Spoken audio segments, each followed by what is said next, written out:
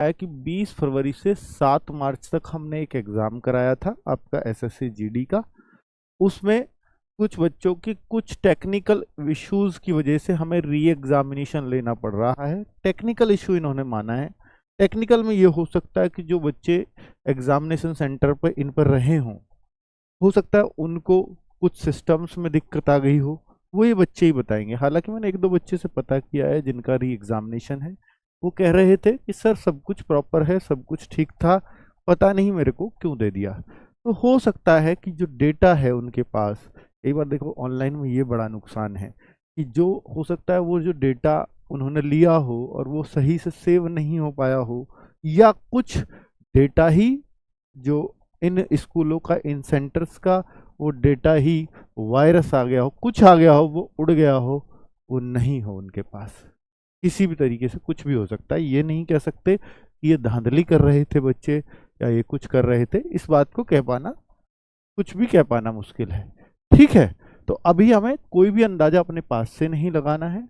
इन्होंने सिर्फ एक ही बात बोली है एसएससी ने कि वो है टेक्निकल रीजन। अब टेक्निकल में क्या है वो हमें नहीं बताया है, ना वो इसको जरूरी बताना समझते हैं आपको।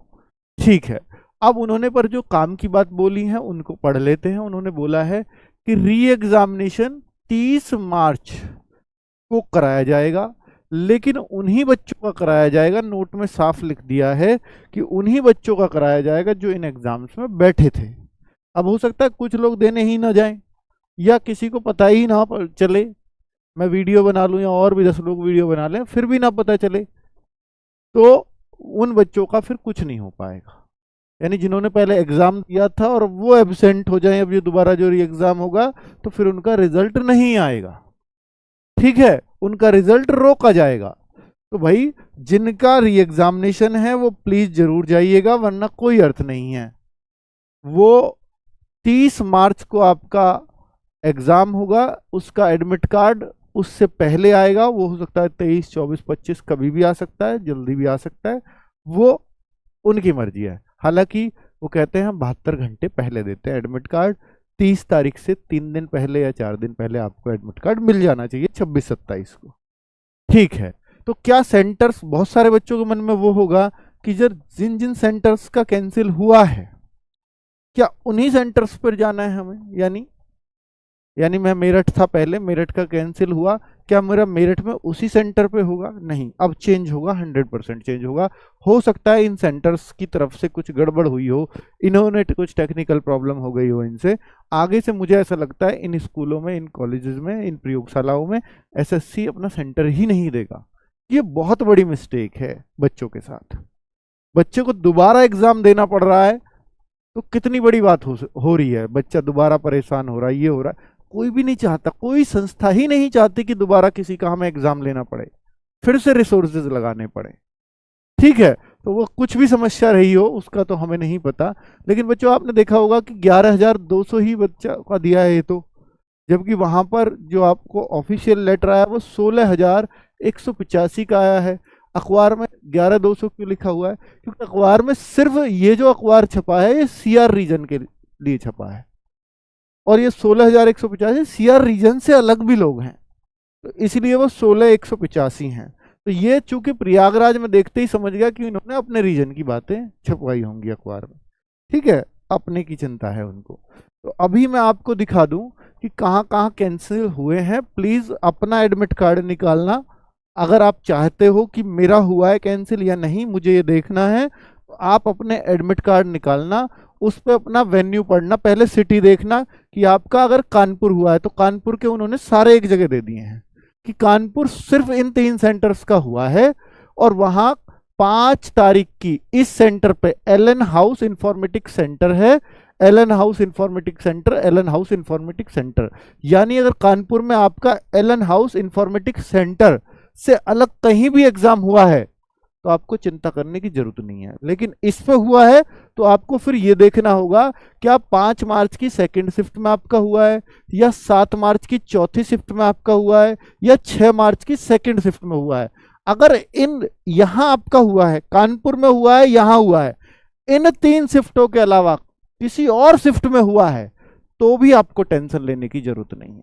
किसी और डेट में हुआ कोई टेंशन की जरूरत नहीं है, लेकिन एग्जैक्टली इन शिफ्टों में हुआ है तो आपको री एग्जाम देना पड़ेगा। और इन बच्चों की संख्या 126, 132, 124, ये कानपुर के एलन हाउस के सेंटर है। ठीक है, चलिए ऐसे ही चेक करना है आपको। अब वाराणसी वाले बच्चों को अगर चेक करना है तो वाराणसी के 4 सेंटर हैं। आर्या महिला पीजी कॉलेज, ये आर्या वाले ही हैं सारे। अगर आपका आर्या में हुआ है तो फिर ये चेक करना कि 24 फरवरी, 20 फरवरी, 6 मार्च और 20 फरवरी को इन शिफ्टों के कैंसिल हुए हैं। सिर्फ शिफ्ट भी लिख के उन्होंने, तो भाई एकदम क्लियर कट दे रखा है। प्लीज अपना उस हिसाब से चेक कर लीजिएगा। ये ऑफिशियल ही है और ये साइट पे आपको नोटिस मिल जाएगा। जिसको नहीं मिला है, मैं इस पीडीएफ को आपके, पीडीएफ तो नहीं डलता, एक व्हाट्सएप चैनल है, मैंने कल ही बता दिया था बच्चों, क्योंकि कई बार वीडियो नहीं बनती। तो रोजगार विद अंकित एक व्हाट्सएप चैनल है, उसको ज्वाइन कर लीजिए। छोटी मोटी इंफॉर्मेशन मैं उस पर देता रहता हूँ। ठीक है, तुरंत डाल दी थी मैंने कल 6, 6:30 बजे जब भी ये आई थी। ठीक है, मुझे एग्जैक्ट टाइम याद नहीं है, तो इसको बता दिया था और वीडियो आज हो रही है।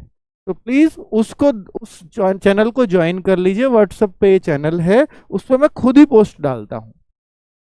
ठीक है, चलो भाई, वो इसका लिंक दे देना कमेंट्स में, बाद में वीडियो के पिन करवा दूंगा बच्चों, वैसे डिस्क्रिप्शन में होता ही है। तो 200 ये जो और सेंटर्स हैं कि भाई गाजियाबाद का कौन सा है, हजारीबाग का, पटना का, प्रयागराज का, पटना, प्रयागराज, मेरठ, मेरठ के भी बहुत सारे सेंटर्स हैं। एमआईटी, स्पेशली एमआईटी सेंटर है, और एक बीआईटी सेंटर है, भारत इंस्टीट्यूट ऑफ टेक्नोलॉजी, ये भी मेरठ के ही हैं। तो मेरठ के 2 सेंटरों पर दिक्कत हुई है। ठीक है, और अगर मैं कानपुर का एक और है भाई, न्यू एज टेक्नोलॉजी, यहाँ भी आ रहा है कानपुर। ओहो, ऐसे भी ये भी इत्तेफाक कर रखा है उन्होंने। ये कानपुर का वहीं लिख देना चाहिए था पर नहीं लिखा है। तो न्यू एज टेक्नोलॉजी कानपुर दोबारा भी आ गया है। आगे अहमदाबाद, न्यू दिल्ली, प्रयागराज, गया गया गया गया, प्रयागराज, लखनऊ लखनऊ लखनऊ। तो भाई इन सबको अगर मिलाएंगे 16,185 बच्चे बैठ रहे हैं, इन्होंने टोटल बता दिया है। अब मैं बात कर लेता हूं जिन पॉइंट्स को आप सुनने आए हो, जिनका एग्जामिनेशन इनमें नहीं आ रहा है, उनके लिए ये पॉइंट्स बहुत इंपॉर्टेंट है। प्लीज इनको सुनिएगा कि अब आंसर की कब तक आएगी, ये आपका बड़ा पॉइंट होगा। तो मैं इसके बारे में बात कर लेता हूं। बच्चों एग्जाम है अब 30 मार्च का। अब देखिए, ये आंसर की पिछले वीक आनी चाहिए थी। क्या ये आंसर की पिछले वीक आनी चाहिए थी? और मैंने आपको बोला था कि भैया ये मंडे ट्यूसडे में पिछले वीक ही आ जाएगी, मैंने एक वीडियो में बोला था। और ये आती भी 100% आती, लेकिन पूरे वीक पिछले वीक नहीं आई। आज बृहस्पति हो गया, अगले वीक में भी। ऐसा पॉसिबल ही नहीं था कि इतने लेट ये आंसर की होती। ज्यादा से ज्यादा हफ्ते 1.5 हफ्ते में आंसर की आ जाती है किसी भी एसएससी के एग्जाम की। अब ये रही है। पर बच्चों अब आपका 30 मार्च का तो एग्जाम है, तो इससे पहले तो आंसर की नहीं आएगी। ठीक है, क्योंकि ये दिख गया था कि यार कुछ तो गड़बड़ हो रही है अगर आंसर की नहीं आ रही है। तो मैं ये बात पे वीडियो बनाता तो कहीं ना कहीं आपको लगता सर कोई धांधली वाली गड़बड़